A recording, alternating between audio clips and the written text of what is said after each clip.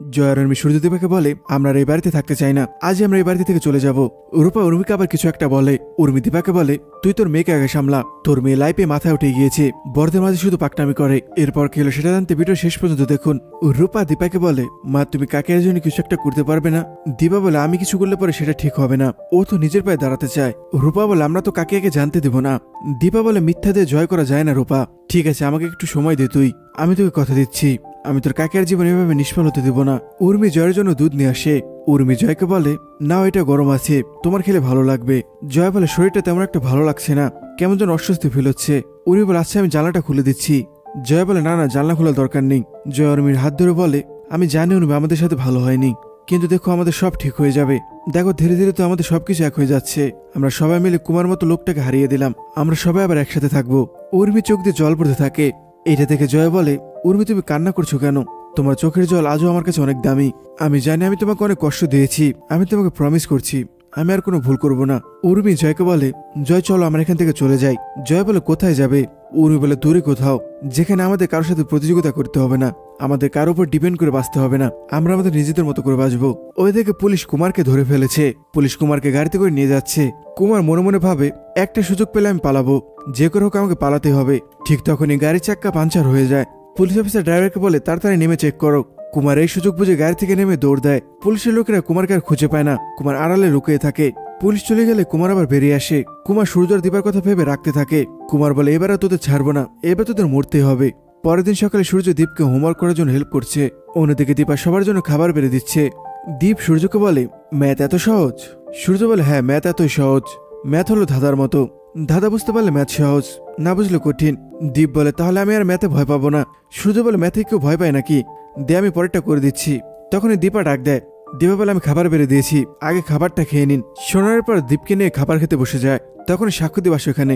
সাক্ষ্যদীপ এসে দীপাকে বলে মিসেস সেনগুপ্ত আপনি তৈরি তো? সূর্য বলে আরে মিস্টার সরকার আসুন বসুন। সাক্ষ্যদীপ বলে না না আজকে বসতে পারবো না, আজকে অনেক কাজ রয়েছে। মিসেস সেনগুপ্তকে সবকিছু বুঝে দিতে পারলে আমার শান্তি, তারপর আবার ট্রাভেল এজেন্সিতে দিতে হবে ভিসার জন্য। দীপা সাক্ষ্যদীপকে বলে সাক্ষ্য স্যার আপনি কফি খাবেন তো? সাক্ষ্যদীপ বলে না না কফি খাবো না, কফি খেলে আড্ডা দিতে মন চায়, আর আড্ডা দিলে সময়ের জ্ঞান থাকে না। কিন্তু বাকিরা কোথায়? এখানে তার কাউকে দেখছি না। দীপা বলে জয়ার উর্মি হয়তো এখনো ঘুমোচ্ছে, ওদের উপর অনেক ধকল গিয়েছে, ওর আজকে দিনটা রেস্ট করুক। সূর্য দীপাকে বলে দীপা আজকে আমার অফ ডে রয়েছে, তুমি যা সাক্ষ্য স্যারের সাথে যত কাজ রয়েছে শেষ করে আসো, এদিকে আমি সংসার সামলাতে পারবো। সূর্যের পর শোনার পর দীপকে জিজ্ঞেস করে কিরে আমরা পারবো না একটা দিনের জন্য সংসার সামলাতে? আমরা আধুনিক যুগের মানুষ, আমরা ঠিক পারবো। সাক্ষ্যদীপ বলে আপনি মডার্ন যুগের ছেলে নয়, মডার্ন যুগের বুড়ো বলুন। এটা শুনে দীপ সাক্ষ্যদীপকে বলে আমার জেঠুকে একদম বুড়ো বলবে না, আমার জেঠু কখনো বুড়ো হবে না, তুমি হবে ফোকলা বুড়ো। রূপা উঠে সাক্ষ্যদীপকে বলে বাবা তুমি রেগে যেও না, তুমি ফোকলা বুড়ো হলে অনেক সুন্দর লাগছে তোমাকে। সাক্ষ্যদীপ বলে সত্যি বলছিস? সাক্ষ্যদের মুখে একটু হাসি ফুটে। তখন উর্মি আর জয় ব্যাগ গুছিয়ে নিচে নেমে আসে। উর্মি আর জয় চলে যাবে বাড়ি থেকে। সূর্য আর দীপা দেখে অবাক হয়। সাক্ষ্যদীপ বুঝতে পারে না। সাক্ষ্যদীপ বলে গুড মর্নিং, কিন্তু জয় আর উর্মি উত্তর দেয় না। সূর্য জয়কে জিজ্ঞেস করে ভাই এসব কি? জয় বলে দাদা আমরা আর এই বাড়িতে থাকবো না, আমরা এই বাড়ি থেকে চলে যাচ্ছি। উর্মির পর দীপকে ডাক দেয়। দীপ উঠে আয়। দীপ বলে না আমি মাসে জেঠুকে ছাড়া কোথাও যাবো না। এটা শুনে উর্মি রেগে যায়। উর্মি দীপের কাছে গিয়ে বলে তোকে না বড়দের মধ্যে কথা বলতে বারণ করেছি। এটা পেলে উর্মি দীপকে মারতে যায়। দীপা উর্মিকে থামায়। দীপা উর্মিকে বলে তুই কি করতে যাচ্ছিলি? ওইরকম একটা বাচ্চা ছেলের উপর হাত তুলতে যাচ্ছিলি? তুই কি করতে চাস? উর্মি চিৎকার করে বলে আমি আর পারছি না, এই বাড়িতে আমার দম বন্ধ হয়ে আসছে, আমি এবার তার এক মুহূর্ত থাকতে পারবো না, আমার জীবনটা পুরো নষ্ট হয়ে গিয়েছে। দীপা সাক্ষ্যদীপকে বলে সাক্ষ্য স্যার আপনি আমাকে যে দায়িত্ব দিতে চেয়েছিলেন সেটা আমি নিতে পারবো না, আমি আমার পথটাও ছেড়ে দিচ্ছি। সাক্ষ্যদীপ বলে এসব আপনি কি বলছেন? দীপা বলে আমি পারবো না, আমার সংসারের উপরে আমি কিচ্ছু রাখতে পারবো না, আমার কাছে আমার বোনের জীবনটা আগে, আমি সংসার সামলাবো, উর্মি যা চাবে তাই হবে, ও সুখের উপরে আমি আর কিছু চাই না। দীপার পর উর্মির কাছে গিয়ে বলে উর্মি তুই কি চাস বল, তুই যা বলবে আমি তাই করবো, কিন্তু এই সংসার ভাঙা চলবে না, এবার থেকে তোরা যেতে পারবি না, বল তুই কি চাস। জয় কিছু একটা বলতে যায়, কিন্তু দীপা জয়কে বলে তুমি এর মধ্যে কোনো কথা বলবে না, আমি তোমার সাথে কোনো কথা বলছি না, তুমি এটা কি করছো? তুমি কোথায় ভালো বুদ্ধি দিচ্ছ? তুমি আমার বোন আর বোনের ছেলেকে নিয়ে কোথায় যাবে? জয় বলে আমি তোমাকে উত্তর দিতে বাধ্য নই। দীপা বলে তুমি বাধ্য। উর্মি গার্জিয়ান হিসেবে আমি জিজ্ঞেস করতে পারি, বলো তুমি ওদের নিয়ে কোথায় যাবে? তুমি ওদের কি খাওয়াবে? রাস্তায় গিয়ে তারা ওদের নিয়ে? আমি এটা হতে দেবো না। সাক্ষ্যদেব এসব ফ্যামিলি নাটক দিকে বিরক্ত হতে থাকে। দীপা উর্মিকে বলে তুই আজ থেকে আমার সাথে রেস্টুরেন্টে যাবি, তুই আমার বিজনেস পার্টনার হবি, তুই নিজেকে প্রমাণ করবি আবার। দীপা সূর্যকে বলে ডাক্তারবাবুর সংসার সুখের জন্য আমি একটা পুঁজি দিতে চাই। সূর্য বলে হ্যাঁ দীপা, তোমার যেটা ভালো মনে হয় তুমি সেটা করবে। তখন সূর্য ফোনে কল আসে। সূর্য ফোন বের করে দেখে পুলিশ অফিসার ফোন করেছে। সূর্যদের বলে আমার একটা ইম্পর্টেন্ট কল এসেছে, আমি একটু কথা বলে আসছি। সূর্য একটু সাইডে চলে যায়। সূর্য ফোন ধরলে পুলিশ অফিসার সূর্যকে বলে একটা দুর্ঘটনা ঘটে গিয়েছে, আমরা কুমারকে ট্রান্সফার করার সময় কুমার পালিয়ে গিয়েছে, এটা শুনে তো সূর্যর চোখ কপাল উঠে যায়। সূর্যের কপালে চিন্তার ভাঁজ পড়ে। সূর্য বলে, আপনি এসব কি বলছেন? অতবড় একটা ক্রিমিনাল পালিয়ে গেল আপনার হাত থেকে। আপনারা প্লিজ ওকে ধরার চেষ্টা করুন, তা না হলে ও আবার আমার ফ্যামিলির কোনো ক্ষতি করার চেষ্টা করবে। সূর্য চিৎকার শুনে দীপা জিজ্ঞেস করে, কি হয়েছে ডাক্তারবাবু? সূর্য দীপাকে সত্যি কথা বলে না। সূর্য বলে, ওই একটু আমার কাজের ওখানে প্রবলেম হয়েছে, আমি কথা বলে আসছি। সূর্যের পর ওখান থেকে সরে যায়। দীপা বুঝতে পারে অন্য কিছু একটা হয়েছে। সূর্য আবার পুলিশ অফিসারকে বলে, দেখুন আমার বাড়ির লোকের এমনিতে টেনশনে রয়েছে, ওদের আমি আর টেনশন দিতে চাই না। আপনি যত তাড়াতাড়ি সম্ভব কুমারকে অ্যারেস্ট করুন। আমি বুঝতে পারছেন ও কিভাবে পালিয়ে গেল, ও বাইরে থাকলে আমাদের বিপদ। আপনারা জলদি কিছু একটা করুন। সূর্যের বা পুলিশ অফিসারকে বলে, আমাদের পুলিশ প্রোটেকশন লাগবে।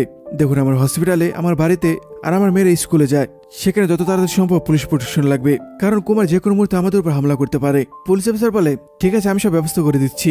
এটা বলে পুলিশ অফিসার ফোন রেখে দেয়। সূর্য চিন্তায় পড়ে যায়, কিন্তু কাউকে কিছুই বলে না। কিছুক্ষণ পর দীপা উর্মিকে নিয়ে বিগ ব্যাং রেস্টুরেন্টে যায়। সাক্ষ্যদেব ওদের দুজনকে স্বাগতম জানায় ও রূপা ওদের সাথে এসেছে। সবে হাততালি দেয় ওদের জন্য। সাক্ষ্যদেব উর্মিকে বলে, তোমার এখানে কোনো অসুবিধা হবে না, তুমি ভালো মতো এখানে কাজ করতে পারবে। আগে আমাদের এখানে সবাই চাপে থাকতো, এখন আর কেউ চাপে থাকে না। বিক্রম বলে, চাপটা দিদি আসার পর কমে গিয়েছে। সাক্ষ্যদেব বলে, বিড়বিড় করে কি বলছো, জোরে বলো।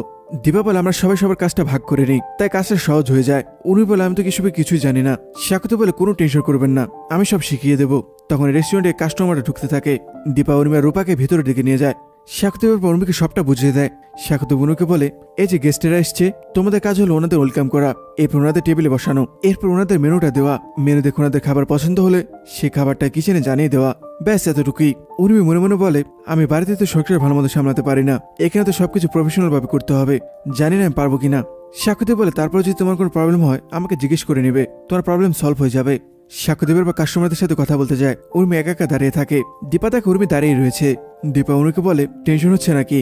উর্মি বলে, হ্যাঁ টেনশন হচ্ছে, দেখ না কত লোক, একটু এদিক ওদিক হলে তো সমস্যা হবে। দীপা বলে, কোনো কিচ্ছু হবে না, তুই ঠিক পারবি। উর্মি বলে, ধ্যাত তোর এসব কথা আমার টেনশন কমবে না। দীপার পর উর্মিকে বলে, দেখ আমরা যখন নতুন সংসারে যাই তখন তো সবাই নতুন থাকে, আমরা তো ওখানেও মানিয়ে নি, তাই না? আমরা সবটা শিখে নিই, কার কি পছন্দ, কে কি খেতে চায়, এখানে তো একই রকম। উর্মি বলে, বাড়ি আর রেস্টুরেন্ট কি এক হলো? দীপা বলে, না এক নয়, কিন্তু দুটোর মধ্যে মিল হলো, দুটো আমাদের হাসিমুখে সামলাতে হয়, আর আমি জানি ওইটা তুই পারবি। দীপা উর্মিকে বলে, দেখ বিক্রম তো সব অর্ডার নিচ্ছে, তুই একটু কিচেনে সব জানিয়ে দে, তাহলে হবে। উর্মি বলে, বাপ রে বাপ, মডেলিং করতে গিয়ে আমার তো মাথা কাটাতে হয়নি।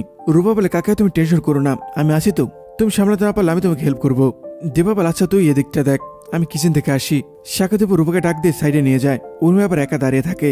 উর্মি নন্দাকে জিজ্ঞেস করে, আমাকে একটু বলে দিন আমাকে কি কি করতে হবে। নন্দা উর্মিকে বলে, বিক্রম তো ভিজে রয়েছে, শোনো 9 নম্বর টেবিলে ভেজ থালি দিতে হবে, আর 6 নম্বর টেবিলে হলো নন ভেজ থালি, তুমি ওইটা একটু সার্ভ করে দাও। এটা বলে নন্দা চলে যায়। উর্মি সবটা গুলিয়ে ফেলে। উর্মি ভাবে 9 নম্বর টেবিলে হলো মাটন থালি, আর 6 নম্বর টেবিলে হলো ভেজ থালি। উর্মি খাবার উলটপালট করে ফেলে। যে টেবিলে ভেজ থালি দেওয়ার কথা সে টেবিলে নন ভেজ থালি দেয়। কাস্টমাররা চিৎকার করতে থাকে। কাস্টমার বলে, আমরা শুদ্ধ শাকাহারী, আপনি এটা কি করলেন? অন্য টেবিলের লোক বলে, মাটন থালি তো আমাদের ছিল, উনি তো আমাদের ভেজ থালি দিয়ে গেল। কাস্টমারদের চিৎকার শুনে সাক্ষ্যদেব আর সবাই ওখানে চলে আসে। সাক্ষ্যদেব সবার কাছে ক্ষমা চায়। সাক্ষ্যদেব বলে, আমি এক্ষুনি চেঞ্জ করে দিচ্ছি। উর্মিকেও বলে, আমার ভুল হয়ে গিয়েছে, আমি এক্ষুনি চেঞ্জ করে দিচ্ছি। তখন যে টেবিলে ভেজ থালি দেওয়ার কথা সেই টেবিলে মহিলাটি বলে, চেঞ্জ করে দিলে কি হবে, আমার ছেলে তো ছুঁয়ে ফেলেছে, পাপ তো হয়েছে আমাদের। এটা বলে মহিলাটি উর্মিকে চড় দিতে যায়। তখন দীপা এসে মহিলাটি হাত ধরে। দীপা মহিলাটাকে বলে, ম্যাডাম দেখুন একটা ভুল হয়ে গিয়েছে, ভাগ্যফল আপনারা খাবারটা মুখে নেননি, আপনাদের চাকর বাকর কি ঠিকমতো কাজ করতে পারে না? দীপা বলে, আমরা এখানে কেউই চাকর নই, আমরা সবাই এখানে কাজ করি, আর কাজ করতে গেলে ভুল হতেই পারে, আর আমরা ভুল করলে আমরা 1000 বার সরি বলতে পারি, কিন্তু আপনি যেটা করছেন সেটার জন্য আপনি নিজেকে নিচে নামাচ্ছেন। উর্মি হাত জোর করে বলে, আমার ভুল হয়ে গিয়েছে, আজকে আমার প্রথম দিন। মহিলাটি বলে, দেখুন ওনাদের নাটক, একজন হুমকি দিচ্ছে আরেকজন ক্ষমা চাচ্ছে। সাক্ষ্যদেব বলে, দেখুন আমাদের একটা ভুল হয়ে গিয়েছে, আমরা সেটা মানছি। মহিলাটি সাক্ষ্যদেবকে বলে, আপনি আপনার কর্মচারীদের বোঝাতে পারেন না, শুধু শাকাহারি টেবিলে ননভেজ জেনে রাখছে। সাক্ষ্যদেব বলে, দেখুন আমাদের রেস্টুরেন্ট কিন্তু শুধু শাকাহারি রেস্টুরেন্ট না, দেখুন আশেপাশে মাটন খাচ্ছে, আমরা বললাম আমাদের একটা ভুল হয়ে গিয়েছে, সেটা তো আমরা স্বীকারই করে নিচ্ছি। আমি আবার এই টেবিলটা পরিষ্কার করতে বলছি, আবার নতুন করে সার্ভ করতে বলছি আপনাদের। মহিলাটি বলে, কোনো দরকার নেই, আর জীবনে কোনদিন এই রেস্টুরেন্টে আসবো না, আর সবাইকেও বলবো এই রেস্টুরেন্টে যেন না আসে। রূপা মনে মনে বলে, বিগবান রেস্টুরেন্টে এভাবে অপমান হচ্ছে, এটা ঠিক হচ্ছে না। মহিলাটি আবার উর্মিকে অপমান করে, শুধু সুন্দর হলে হয় না, কাজ করতে গেলে গুণ লাগে। এটা বলে কাস্টমারগুলো চলে যায়। দীপা উর্মিকে বলে, উর্মি তুই ভিতরে চল। উর্মি সবার সামনে দীপার সাথে রাগারাগি করে। উর্মি বলে, তুই এটা ইচ্ছা করে করলি, তুই বাড়িতে আমাকে কিচেনে ঢুকতে দিস না, আর এখানে এনেছিস রেস্টুরেন্টে কাজ করার জন্য। রূপা উর্মিকে সামলানোর চেষ্টা করে। রূপা উর্মিকে বলে, কাকা এখানে কাস্টমার রয়েছে, তুমি এসব কি বলছো? উর্মি বলে, আমি যা বলেছি সত্যি বলেছি, তোর মা এসব ইচ্ছে করে করেছে। রূপা বলে, তুমি তো সোনাকেও বকো, তাহলে তো সোনা তোমার মধ্যে তফাৎ হল কিভাবে? মাতা তোমার ভালোর জন্য এসব করছে। দীপা রূপাকে চুপ করতে বলে। দীপা উর্মিকে বলে, দেখ প্রথম দিন একটু ভুল হতে পারে, ওই মহিলাটি একটু বেশি রিয়েক্ট করে ফেলেছিল, আমরা তো যা বলার বললাম ওনাকে। উর্মি বলে, তুই আগে তোর মেয়েকে সামলা, তুই তোর মেয়েকে লাই দিয়ে মাথায় উঠেছিস, দেখ সবার সামনে আবার আমাকে অপমান করলো।